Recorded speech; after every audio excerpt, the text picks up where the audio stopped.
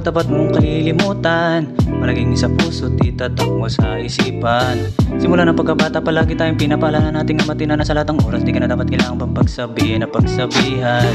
Ang kailangan ay tandaan, huwag na huwag kalilimutan. Sasamahan sa lahat ng pagsubok na pagdaanan. Tutulungan ka kapag ika'y nangangailangan. Sa kahit anong bagay, huwag mong kalilimutan. Ang kaligtasan ay itatak mo sa isipan. Huwag mong kalilimutan. Mensahe ng kaligtasan. Huwag mong kalilimutan. Isa puso ang kausayan.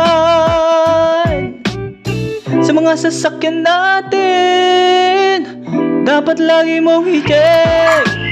Para ligtas tayo makarating sa ating pararoonan, para makauwi na mahal sa pamilya at makayakap tayo ng mahigpit. Hindi mo kailangang magmadali, huwag mag-atubili.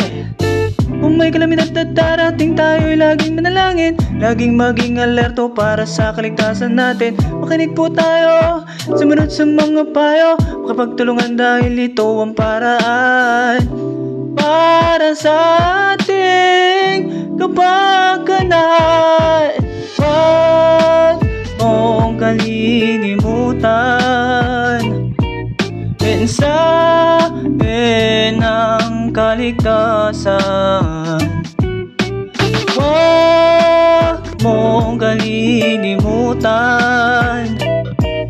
Sa puso ang kausayan.